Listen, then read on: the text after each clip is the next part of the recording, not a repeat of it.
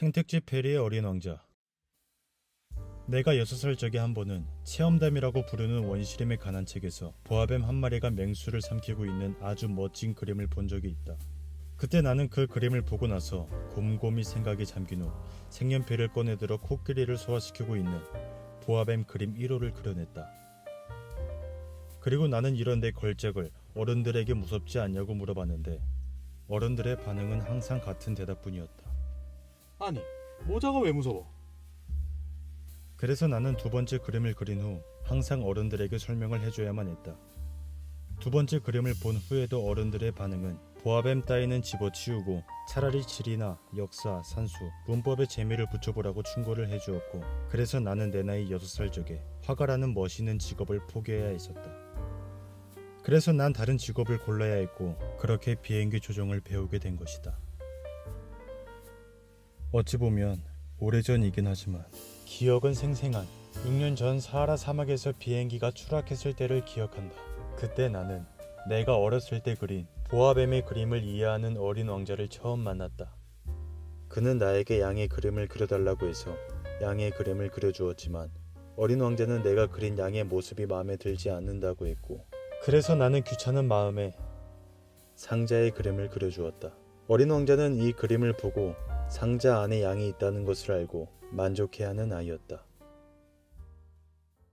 여기서 내가 만난 이 어린 왕자에 대해 잠깐 소개를 해준다면, 그는 집채만한 아주 작은 별 B-612에서 왔는데 그 별의 이름은 언제나 숫자를 좋아하는 어른들이 붙인 이름이라고 했고, 그 어른들은 정작 중요한 것은 궁금해하지 않는다고 했다. 예를 들어 그 어른들에게 새로운 친구를 사귀었다고 하면 그의 목소리는 어떠니? 그 애는 무슨 놀이를 하지? 그 애도 나비를 채집하니? 이렇게 묻는 법이 전혀 없었고, 그 애 몇 살이니? 형제는 몇이나 되니?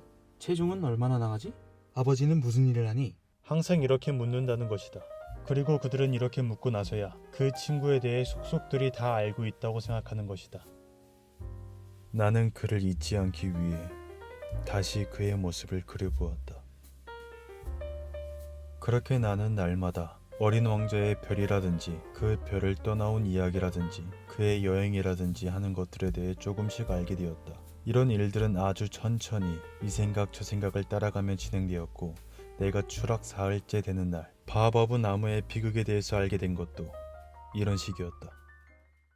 어린 왕자가 양들도 바오바브 나무를 먹냐는 질문에 나는 바오바브 나무는 아주 크기 때문에 아마 코끼리 한 무리도 그 나무를 당해낼 수 없을 거라고 말했고, 그 말을 들은 어린 왕자는 바오바브 나무도 어릴 땐 조그맣게 나온다는 이야기를 하며 귀울의 문제에 대해 말해주었다. 그리고 나흘째 되던 날 어린 왕자는 나에게 말했다. 해지는 걸 구경하러 가. 난 쓸쓸할 때 해지는 걸 보고 싶어. 어린 왕자의 말을 들은 나는 해가 지기를 기다리자고 했는데 어린 왕자는 내 말을 이상하게 생각했다. 이때 알게 된 것은 어린 왕자가 살고 있는 별은 너무나 작은 별이라서 의자를 몇 걸음만 당겨 놓으면 그만이었다. 그렇기 때문에 어린 왕자는 하루에 44번이나 해지는 걸 구경한 적이 있다고 말했고, 나는 44번이나 해지는 걸 보았다면 그만큼 슬펐단 말이야? 하고 내가 물었다. 하지만 어린 왕자는 대답하지 않았다. 그리고 그렇게 닷새째 되는 날, 그날도 역시 나는 어린 왕자의 삶에 깃들어 있는 비밀을 알게 되었다.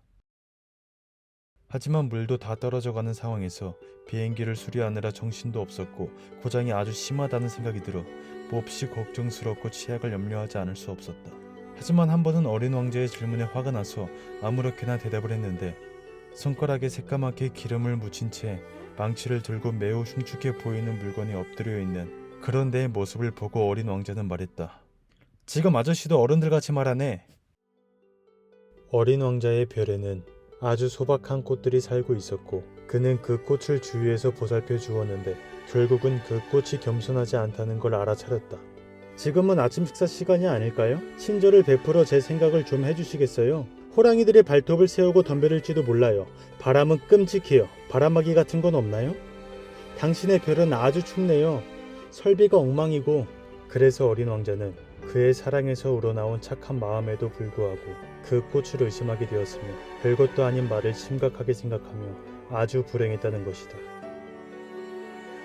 하지만 시간이 흘러 어린 왕자는 그 꽃이 나를 향기롭게 해주고 자신의 마음을 밝게 해주었다는 사실을 깨달으며 어설픈 거짓말 뒤에 따뜻한 마음이 숨어 있다는 것, 즉 말이 아니라 행동으로 그 꽃을 판단하지 못한 것을 후회한다고 했다.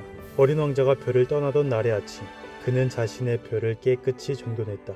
그 후 어린 왕자는 꽃과 작별 인사를 하고 꽃에 꽃가를 씌워주려고 했는데 그 꽃은 자기의 우는 꼴을 보이지 않으려 애써 거만하게 굴었다. 그것이 꽃과의 마지막 기억이었다. 그렇게 어린 왕자가 일자리도 알아보고 견문을 넓히기 위해 다른 별로 떠나게 된 것이다.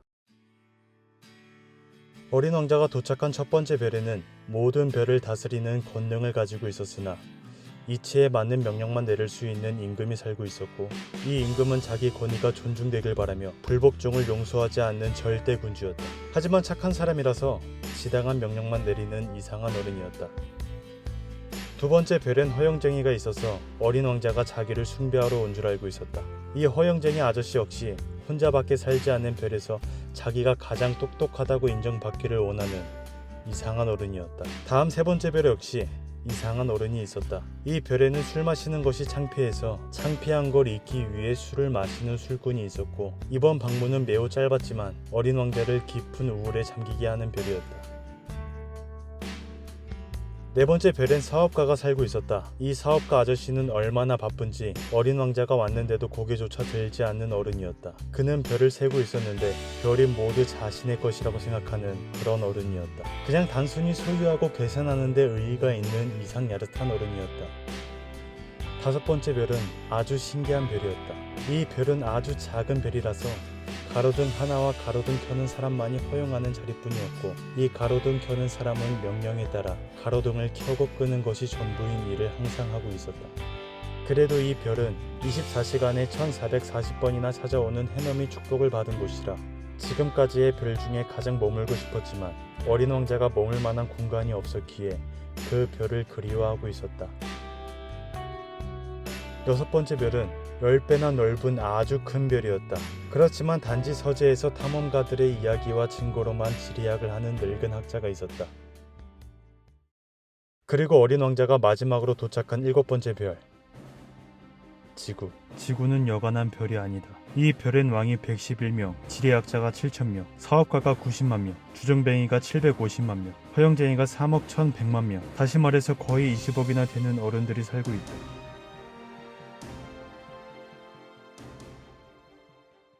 안녕? 어린 왕자는 혹시나 하고 말했다.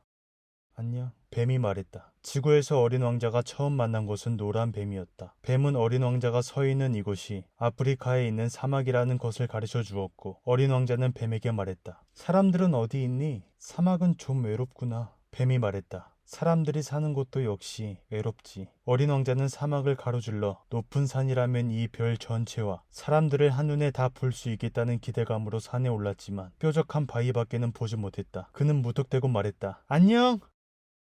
메아리가 대답했다. 너희들은 누구야? 어린 왕자가 말했다.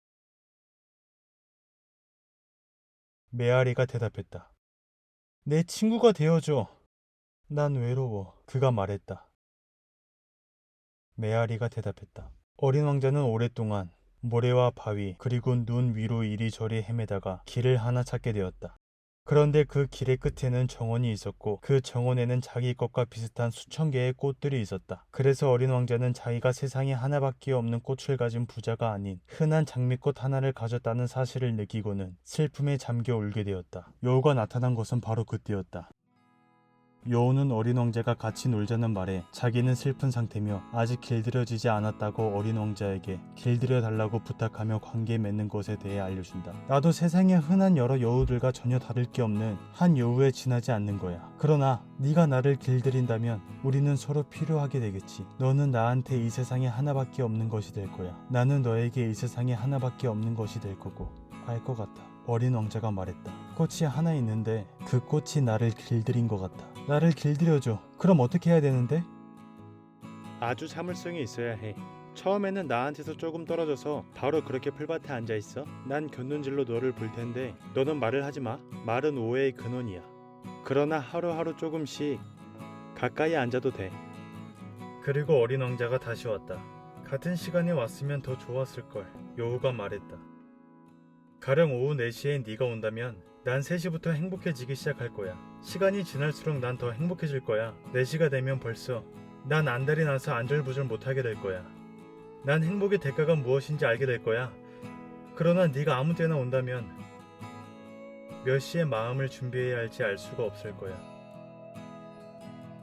그렇게 어린 왕자는 여우를 길들였고 이별의 시간이 다가왔다. 이별의 시간 때문에 괴로워하는 여우를 보며 미안해하는 어린 왕자에게 여우는 한 가지 말을 해준다. 장미들을 다시 보러 가봐. 네 꽃은 이 세상에 단 하나란 걸 알게 될 거야. 이별의 인사를 하러 네가 다시 돌아오면 선물로 비밀 하나를 알려줄게.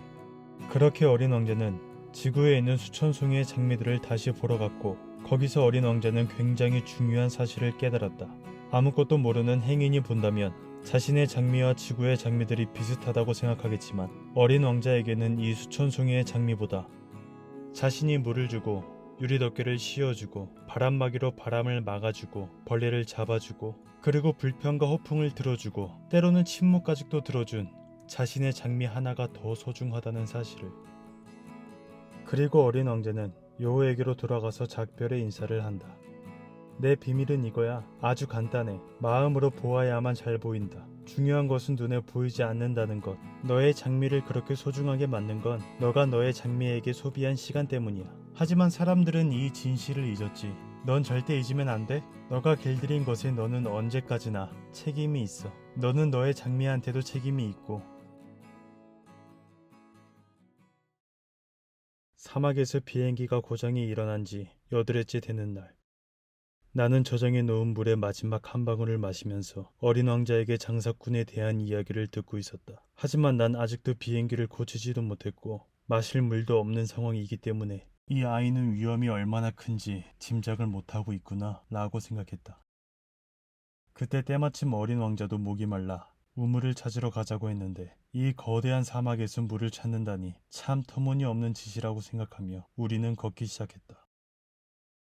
그렇게 말없이 여러 시간을 걸었다. 그리고 어둠이 깔리고 별이 빛나기 시작했다. 어린 왕자가 지쳐 주저앉자 나도 그의 옆에 앉았다. 잠시 말이 없더니 어린 왕자가 말했다. 별들이 아름다워. 보이지 않는 꽃 한 송이가 있기 때문이야. 사막이 아름다워. 어딘가에 우물을 숨기고 있기 때문이야. 집이나 별이나 사막이나 그걸 아름답게 하는 것은 눈에 보이지 않는 것이야.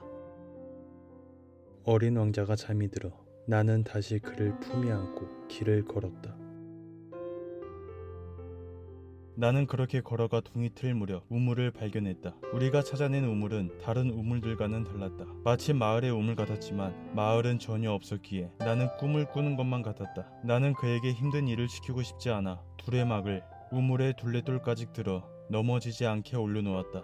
우리는 명절이나 되는 것처럼 즐거웠고 그 물은 보통의 음료수와 달리 별빛을 받고 걸어온 발걸음과 도로래의 노래와 내 팔의 노력에서 탄생한 선물처럼 느껴지는 특별한 물이었다.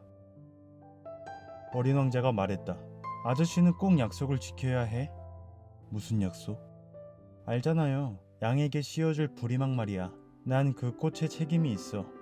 나는 주머니에서 초벌만 그린 그림들을 꺼냈다. 어린 왕자는 그걸 보고 웃으며 말했다. 이 바오바브 나무들 꼭 배추 같다.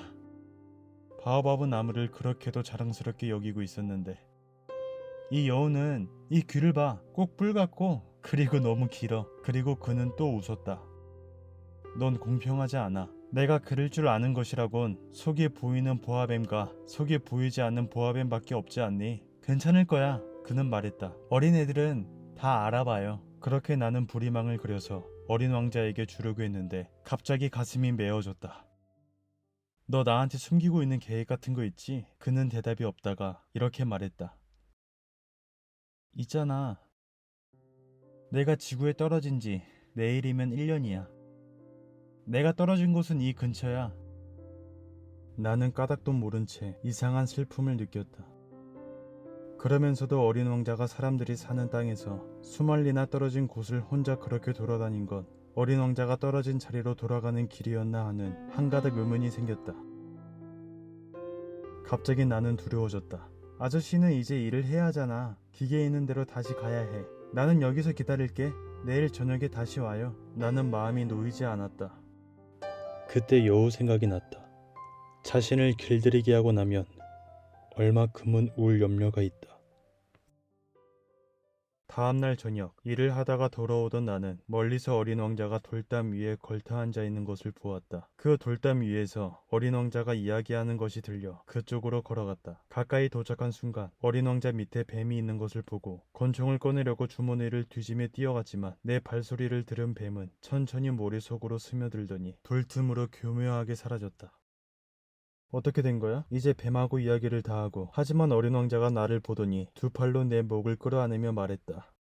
아저씨가 비행기에 무엇이 고장났는지 알아내서 참 기뻐. 이제 아저씨는 집에 갈 수 있을 거야. 나는 그 말을 막 하려던 참이었다. 내 물음에 대답도 안 하고 이렇게 덧붙였다. 나도 오늘 내 집으로 돌아가. 훨씬 더 멀고 훨씬 더 어려워. 나는 아저씨가 준 양에 있어. 그리고 양을 넣어둘 상자가 있고 또 부리망도 있고. 그는 우울하게 웃고 있었다. 애야, 네 웃음소리를 다시 듣고 싶구나. 오늘 밤이면 꼭 1년이야. 내가 떨어졌던 바로 그 자리 위에 내 별이 나타날 거야. 중요한 것은 눈에 보이지 않아? 아저씨는 밤에 별을 쳐다볼 거야. 내 별은 너무 작아서 어디 있는지 가르쳐 줄 수 없어. 그게 오히려 잘 된 거야. 내 별은 아저씨에게 여러 별 가운데 어느 한 별일 거야. 그러면 별을 바라봐도 다 좋을 거야. 어느 별이나 다 아저씨 친구가 될 거야. 사람들에게 별이라고 해서 다 똑같은 별은 아니야. 여행하는 사람들에겐 별이 길잡이일 거고 어떤 사람들에겐 작은 빛에 지나지 않을 거야. 학자들이라면 문제거리고 사업가한테는 황금이지만 별은 말이 없어. 아저씨가 보는 별은 다른 별하고 다를 거야. 아저씨가 슬픔이 가라앉으면 나를 알았다는 게 기쁠 거야. 아저씨는 언제까지나 내 친구일 거고 나와 함께 웃고 싶을 거야. 그래서 가끔 이렇게 재미로 창문을 열 거야. 나는 꽃에 책임이 있어. 게다가 그 꽃은 너무 약해. 그렇게도 순진하고 세계와 맞서 제 몸을 지킨다는 게 내게의 가시밖에는 없어. 그리고 그는 나무가 넘어지듯 천천히 넘어졌다. 모래밭이라 소리조차 없었다. 6년 후인 지금 나는 갑자기 어린 왕자에게 그려준 굴레에 가죽끈이 없었음을 깨달았다. 만일 그 양이 그 꽃을 먹었느냐 안 먹었느냐에 따라 온통 천지는 달라진다. 그러나 어른들은 그 중요함을 이해하지 못할 것이다.